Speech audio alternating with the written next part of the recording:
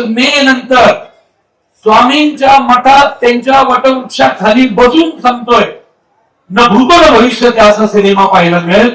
हिच्या अभिनयाबद्दल मी बोलणार नाही कारण हिचा अभिनय जास्त मोठ्याने बोलेल. सिनेमा तुम्ही बघा. एक तर बांधकाम व्यावसायिक आणि गोष्ट बांधकाम व्यावसायिकांच्या विरोधात गोष्ट ऐकत एकदा बिल्डरला मारतोय राहुल्या आणि अशी गोष्ट नाही घेतली आणि अचानक त्यांच्याकडे एक फॅमिली अडचण आली आणि मुळशी पॅटर्न परत बंद पाडला. मोजोनचं वय 75 एवढं. म्हणजे एकदा तर मला वाहन नाही, मी शॉट घेतोय शिफ्ट वाढली माझ्या लक्षातच नाही. 33 तास सलग शूटिंग करत होतं. बरोबर ना. वटवृक्ष स्वामींच्या वटवृक्षाखाली बसून आपण देऊळ बंद 2 या चित्रपटाचा टीझर लॉन्च केलाय इंगळे साहेबांच्या उपस्थितीत. माझे सगळे पत्रकार मित्रांचे सर्वप्रथम आभार की तुम्ही मुंबईवरून काल निघालाय, तिथे येऊन राहिला आणि आज आपण जरा वेगळ्या पद्धतीनं पहिल्यांदा आपला टीझर लॉन्च करतोय. आमचा आधीच ठरलं होतं की कुठंतरी 5 स्टार हॉटेल वाणी साहेब कुठल्याही हॉटेलमध्ये मोठे करू शकतात, पण आम्ही सगळ्यांनी ठरवलं की आपल्या सर्व पत्रकार मित्रांबरोबर आपण अक्कलकोट स्वामींच्या मंदिरात हा टीझर लॉन्च करायचा. माझ्यावर विश्वास ठेवा. आपण देव मानतो न मानतो वेगवेगळे प्रकार असतात, पण गंमत म्हणून ही गंमत म्हणून करा. मग प्रचिती जे काही मनात असेल ते जाताना किंवा आधी जर दर्शन घेतलं असेल तर या स्वामींच्या समोर बोली पहा आणि मग आपले प्रयत्न आणि आपले कष्ट चालू राहतातच. त्याची प्रचिती तुम्हाला लवकरच येईल. तर आता देऊळ बंद. मी दर 2 वर्षांनी एकच सिनेमा करतो. कितीही मोठ्या ऑफर आल्या म्हणजे येतात चालू असतातच. कितीही मोठ्या ऑफर आल्या तरी मी घेत नाही कारण मी 2 वर्षात एकच सिनेमा करतो. सिनेमा झाला की गावी शेतीच्या कामांना जातो. शेतीची कामं संपली की मग परत पुढचा सिनेमा लिहायला पुण्यामध्ये येतो. हा माझा क्रम आहे आणि असंच असतं. देऊळ बंद सिनेमा 10 वर्षांनी येतो. माझं आणि कश्मीर महाजनी दोघांचं डेब्यू देऊळ बंद मधून झालं होतं कारण कश्मीर माझ्या एकांकिकांमध्ये काम करायचा म्हणून तेव्हा मी पहिल्या सिनेमाचा हिरो करणार असं ठरलं होतं. आज 10 वर्षांनी देऊळ बंद येतोय.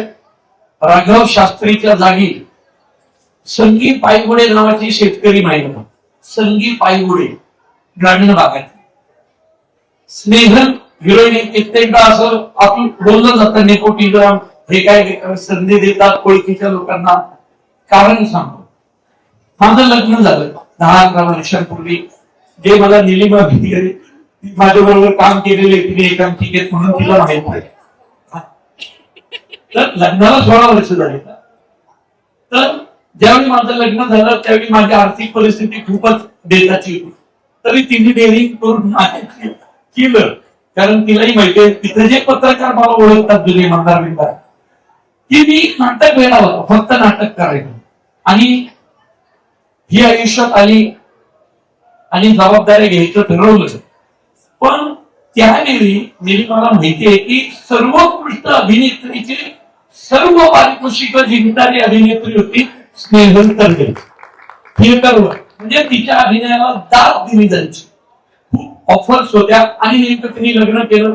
तिचं वय तर तेव्हा 23च होतं आणि तिने मोठ्या मनाने ठरवलं प्रवीण जर आपल्याला घर चालवायचं असेल तर एकाने काहीतरी फिक्स इन्कम नोकरी केली पाहिजे, एकाने या क्षेत्रात केलं पाहिजे.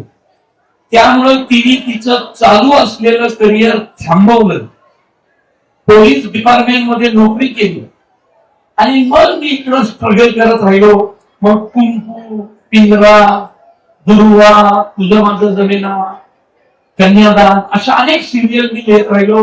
रेगे सिनेमा लिहिला, कुटुंब सिनेमा लिहिला, पितृऋण सिनेमा लिहिला. जग बसत होता, थोडं थोडं थोडं मिळत होतं. आणि एक दिवस माझ्या आयुष्यात कैलासवाणी साहेब स्वामी समर्थांना घेऊन आले. खरं तर मी आधी लिहिलेला सिनेमा होता मुळशी पॅटर्न, पण मुळशी पॅटर्नला कोणी निर्माताच मिळत नव्हता. जो तो बोलत होता की हे मराठीत आपले मारामारीचे पिक्चर चालणारच नाही. हे तुम्ही काय शेतकऱ्यांच्या मारामाऱ्या, शेतकऱ्यांची पोरं, म्हणजे मोठमोठे चॅनल्स ना आपले, म्हणजे एका चॅनलचे तर मोठे अधिकारी हसले होते माझ्यावरती. अरे प्रवीण काय कसला सिनेमा, अरे असं काही होणार नाही. चार मुळशी मुळशी पॅटर्न घेऊन फिरत होतो. सिनेमाला प्रोड्युसर मिळाला आणि एक दिवस दया दया गायकवाड हा स्वामी भक्त आहे. हा म्हटलं तू नवीन घर घेतलंय, त्याचे काय हप्ते बिप्ते कसे फेडणार आहे. म्हटलं मला नाही माहिती बाबा, पण बायकोसाठी मी घेतलंय.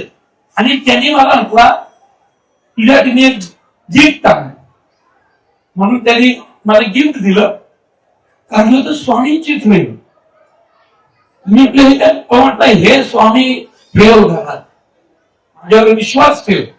मला माहिती आहे तू देव मानत नाहीस, कारण मी जर बऱ्यापैकी नास्तिक असाच माणूस होतो. आणि ते त्यांनी प्रतिभू दिली. विश्वास ठेवा. सकाळी 11 वाजले होते बरोबर दया, त्यांनी ती प्रतिमा दिली. आणि तो मला म्हटला तुला प्रोड्युसर मिळेल रे, आपला मुळशी पॅटर्न भारी होणार, कारण दया तिथेही बरोबर होती माझ्या. म्हटलं चला मिळेल, आपल्याला निर्माता मिळेल. ती फ्रेम माझ्यामध्ये उघडली नव्हती, ती मी माझ्या घरात ठेवली. नवीन घर होतं आणि बाहेर पडलो, कारण मुरली अण्णा बरोबर मी एक इव्हेंट करत होतो. मुरली अण्णाला म्हटलं अण्णा प्रोड्युसर बघणार आहोत, तर त्यावेळी अण्णाकडे पैसे नसायचे. मुरली अण्णा कशी पैसे गोळा करून इव्हेंट करायचा. मुरली अण्णा म्हटलं खरं सांगू का, माझ्याकडे पैसे असते ना मी दिले असते तुला रे, कारण आम्ही दोघं मुळशी तालुक्याचे. सिनेमा येईल. अण्णाच्या इव्हेंटला गेलो, इव्हेंट चालू होता आणि एक अण्णाचा भाऊ कार्यकर्ता निलेश गोंधळकर मला आला, म्हटलं ऐक ना, माझ्याकडे माणूस आहे, त्यांना ना एक पिक्चर करायचा, डॉक्युमेंटरी करायची, तू चल ना माझ्या बरोबर. अरे म्हटलं अण्णाचा इव्हेंट आहे. अरे ऐक ना तू आत्ताच्या आत्ता चल ना, त्यांना करायचंय ते काय म्हणतात बघ तर. म्हणून गेलो तर वाणी साहेब भेटले. सकाळी त्यांनी स्वामी दिलते, मी ती फोडली पण नव्हती फ्रेम. तर हे म्हटलं स्वामी समर्थांवर पिक्चर करायचंय. म्हटलं कोण स्वामी समर्थ, मला म्हटलं रामदास स्वामी. तर ते स्वामी समर्थ, तर माझा त्यांचा फोटो होता.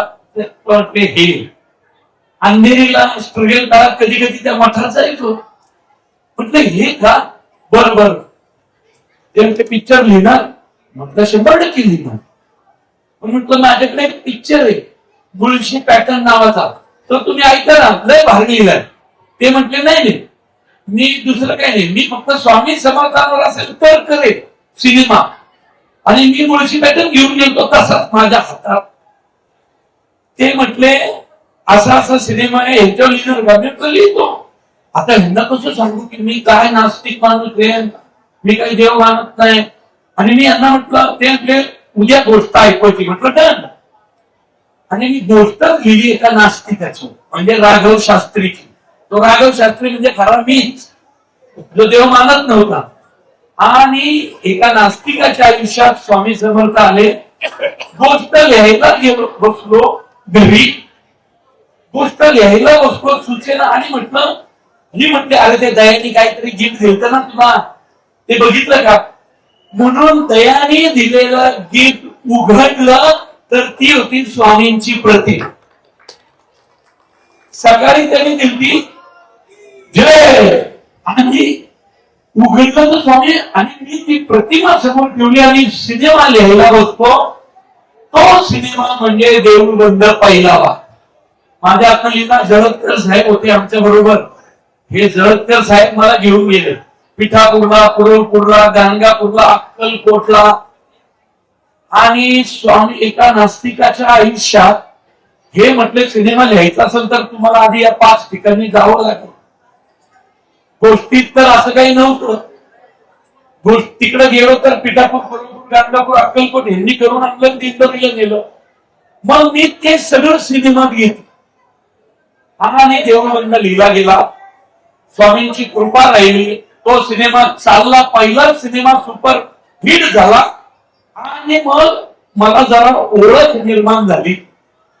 आणि दुसरा सिनेमा मग मी यांनाच म्हटलं, वाणी साहेब दुसरा सिनेमा पण तुम्ही करा ना. त्यांचे कुठला? मुळशी पॅटर्न. मी लय दिवस झाले लिहून ठेवलोय, त्याला कुठे निर्माताच मिळत नाही. वाणी साहेब म्हटले बर काय त्यांच्या मनात आला, पटकन त्यांनी मला 5 लाखाचा चेक. हा आणि चल तुझा मुळशी पॅटर्न पण घेतला.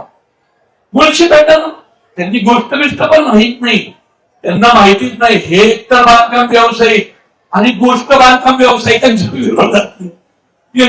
गोष्ट ऐकत रे एकदा बिल्डरला मारतोय राहिल्या आणि अशी गोष्ट नाही जिंकली. आणि अचानक त्यांच्याकडे एक फॅमिली अडचण आली आणि मुळशी पॅटर्न परत बंद पाडला.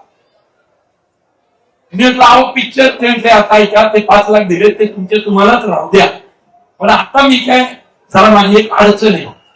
परत 5-6 महिने गेले आणि किरण दगडे पाटील, पुनीत बाला नागाची गोष्ट आणि पिक्चर सुरू झाला. आणि जे यश स्वामींच्या कृपेने मुळशी पॅटर्नला मिळालं त्याला कोट नाही. आणि मग पुढे अनेक सिनेमे गेले आणि माझं देऊळ बंदरचं दुर्लक्ष झालं. हे झालं. आज 10 वर्षांनी पुन्हा सिनेमा करतोय. हिने जे माझ्या कुटुंबासाठी त्याग केला, एक महिला जेव्हा त्याग करते, इथं ज्या ज्या बायका आहेत निलिमापासून इथं ज्या उपस्थित आहेत फार आमच्या या मॅडम पर्यंत, या महिलांनी त्याग केले म्हणून पुरुषांचे संसार उभे राहिले. तेवढं लक्षात ठेवा. म्हणून ठरवलं होतं काही झालं तरी देऊळ बंद 2 अशा महिला. माझी आई सुद्धा आता सुद्धा मी लिहून देतो, एवढ्या भर उन्हात पण माझी आई गावाला कुठल्या तरी बांधावर पुरवणीच करत असणार हे मी आत्ता लिहून देतो. कुणाला वाटतं असेल तर व्हिडिओ कॉल करा, कारण गावाला किती कामं करते. अशा असंख्य महिला पाहिल्या होत्या आणि त्या महाराष्ट्रातील सगळ्या कुटुंबासाठी झटणाऱ्या महिलांचं प्रतिनिधित्व स्नेह करतीये. एनटीओ पासून लक्षात घ्या, भगवंताला मागे बसवलाय आणि हा सिनेमा एक महिला ड्राईव्ह करणार आहे. एवढंच तुम्हाला सांगतो. पिक्चर बद्दल मी जास्त काही बोलत नाही. मी माझ्या कुठल्याच सिनेमाबद्दल बोलत नाही. सिनेमा एकदा रिलीज झाला की सिनेमा बोलतो. आणि हा सिनेमा जर महाराष्ट्रातल्या लोकांना देऊळ बंदर, मुळशी पॅटर्न, सरसेनापती हंबीरराव, धर्मवीर 1 आणि 2 आवडले असतील तर त्या सगळ्या सिनेमांच्या पुढे 2 पावलं गेलेला सिनेमा म्हणजे देऊळ बंदर भाग 2. आता परीक्षा देवाची. मी कशा पद्धतीचा दिग्दर्शक आहे हे नटांना माहितीये. माझ्याकडे ट्रस्ट होता. मी थोडासा अग्रेसिव्ह टाईपचा डिरेक्टर आहे. प्रेमाने वगैरे सांगणं नाही ना. मग प्रसादोक असू दे, ओम बुतकर असू दे, कश्मीर महाजनी असू दे, क्षितिज दाते असू दे, संमेलनामध्ये मीच माझ्याशिवाय तो वागलो, कारण मी हिरो होतो. आणि आता बायको होती तरी तिने तो त्रास भोगला. मोजोंचं वय 75 आहे. म्हणजे एकदा तर मला भान नाही, मी शॉट घेतोय, शिफ्ट वाढली, माझ्या लक्षातच नाही. 33 तास सलग शूटिंग करत होतो, बरोबर ना. शेवटी मोजो काय म्हटलं माहितीये का? आणि मी मोजो मोजो तुम्ही काय मोजो उभे राहा ना. काय मोजो माझ्या धापट तापट येतो, पण ते दिग्दर्शकाला रिस्पेक्ट देणारा नसते. इकडे या आणि मला जवळ घेऊन म्हटले, तरडे तुमचं वय किती आहे माहित नाही, माझं 75 आहे. 33 तास झालं मी एका जागेवर उभा आहे. तुम्हाला ते नाही, पण आता ऐका, मला थोडी सुट्टी द्या. आणि मग माझ्या लक्षात आलं, अरे बापरे, मग मी पिकला म्हटलं काही म्हटलं तुझं कोण, तुझं चालूच आहे, चालूच आहे, चालूच आहे. ज्युनियर आर्टिस्ट पळून गेले हे माहिती आहे तुला. मग मी सेटवर पाहिलं तर खरंच अतिशय ज्युनियर आर्टिस्ट पळून गेले होते. नंतर मोजे म्हटले तर आता माझ्या वयाला थोडासा रिस्पेक्ट द्या. तर ते 33 तास झाले, सूर्य उगवून मावळून पुन्हा उगवून 3 तास झाले, मला जाऊ द्या. आणि मग मी सीन थांबवला. त्यामुळे माझ्या अत्याचाराला बळी पडलेले हे सगळे इथं आहेत. खूप मोठा जीवपी. तुम्हाला महेश किमय माहितीये, माझ्याबरोबर काम करतो, केदार गायकवाडनी केलंय. या सिनेमात जे काही एवढं उत्तम दिसलं, साऊथचे सिनेमे गाजतात असं म्हणतो, पण त्या सिनेमांमध्ये अशी मराठी माणसं असतात. साऊथ मध्ये गाजवलेल्या त्यांनी माझ्यासाठी त्याचं काम बंद ठेवलं आणि सगळं सोडून प्रशांत मिसळे इथं आले. का तर 10 वर्षापूर्वी पहिला भाग त्यांनी. बाकी यांच्याबद्दल मी बोलत नाही. नवे एकांकिकांमधले महाराष्ट्रातल्या सर्व एकांकिका पाहिल्या, त्या स्पर्धांमधले बेस्ट ऍक्टरनी घेतले 1, 2, 3, 4, 5 आणि सिनेमामध्ये मी रोल दिलाय. त्यामुळे महाराष्ट्राची भाषा तुम्हाला इथं पाहायला मिळेल. एवढंच सांगतो, सिनेमा पहा. मी नंतर इंडिव्हिज्युअल प्रत्येकाशी बोलत, सगळे माझे आवडते पत्रकार आले. मी भांडलो होतो कुशल कोंडेशी, जवळ ते चेहरे नसतील आणि तू वेगळे कुणी आणले, नवे नाहीच असतात ते इन्फ्लुएन्सर. म्हटलं तुला सांगतो, मला पत्रकार म्हणजे ज्यांच्या जीवावर नागराज मंजुळेही मोठा झालाय, प्रवीण तरडेही झालाय आणि रितेश देशमुखही झालाय, ही माणसं आहेत. म्हणून आणि मला खूप बरं वाटलं तुम्ही सगळे इथं आहात. ते चेहरे आहात जे तुम्ही मराठी इंडस्ट्रीला मोठे करताय. स्वामींचा आशीर्वाद आपल्या पाठीशी राहील. सिनेमाबद्दल इंडिव्हिज्युअल बोलेल. एवढंच सांगतो, 21 मे नंतर स्वामींच्या मठात त्यांच्या वटवृक्षाखाली बसून सांगतोय, न भूतो न भविष्य असा सिनेमा पाहायला मिळेल. हिच्या अभिनयाबद्दल मी बोलणार नाही, कारण हिचा अभिनय जास्त मोठ्याने बोलेल. सिनेमा तुम्ही बघा. धन्यवाद. जयेश दर्बी कलेक्शन कॉटन, लिनन यासह अनेक ब्रँडेड कंपन्यांच्या शूटिंग शर्टिंग साठी जयेश दर्बी कलेक्शन, 7 रस्ता मोदी, पंकाविरी जवळ, सोलापूर. छोटे फंक्शन के लिए Mayur classic AC banquet hall मिलेगा सिर्फ 10,000 रुपयों में। Mayur classic AC banquet hall, जुड़े, Solapur. Management by spice and ice events.